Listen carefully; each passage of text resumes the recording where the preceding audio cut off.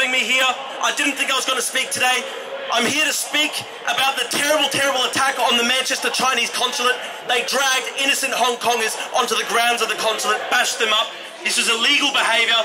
It is wrong. It is inhumane. We see that the Chinese government is getting out of control. They're going after Hong Kongers here in Britain.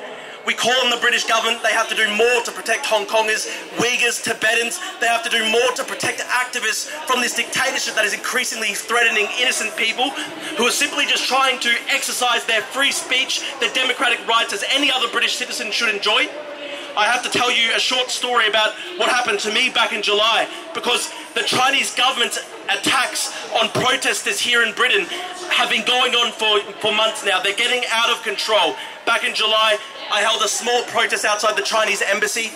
To get back at me, the Chinese embassy reported me to the Metropolitan Police as a terrorist.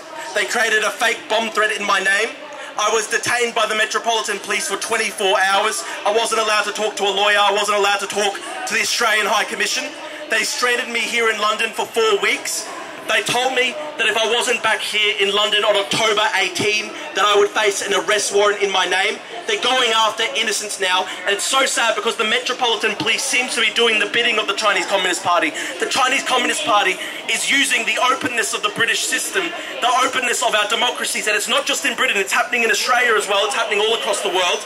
It's happening in Australia, my home country. They're using the openness of our systems against us. They're using our liberal democracies against us. They're now turning our rights against us. And that's what I'm calling for people to stand against. And we're calling for government to stand against the Chinese Communist Party, because we know the Hong Kongers knew this is a transnational criminal organisation. The Hong Kongers knew this. The Hong Kongers back in 2019, these young people protesting in the streets, they were right. They were more truthful to reality than all the think tank experts and the academics who said, keep trading with China, keep trading with China. What did we see yesterday? Xi Jinping has taken full control. Now he's the emperor for life. And the Hong Kongers back in 2019, they knew this. They knew what was happening. They knew the dark future that was down the road in front of us.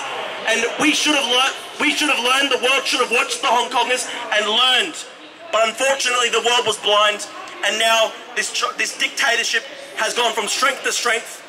Everyone here is a testament to that. People have lost their homes, lost their families. The Uyghurs are facing a genocide, more than 1 million in concentration camps. The Tibetans have faced cultural genocide for decades now. Hundreds have burned themselves alive in the streets of Tibet. If China is such an open society, why are Tibetans burning themselves alive in the street? We know this is one of the most brutal regimes on earth. The world should have watched you and listened to the Hong Kongers and the Tibetans and the Uyghurs.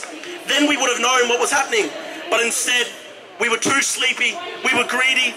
The Western elites, unfortunately, they made too much money out of China, too much money in trade, and unfortunately we're now in this terrible situation where they're going after people in the streets of Manchester, they're going after Hong Kongers here in a democratic society. They put a bomb threat against my name. They started doing bomb threats against my brother and sister, my younger siblings. They're going after family members, just like they do to the Uyghurs and the Tibetans and the Hong Kongers.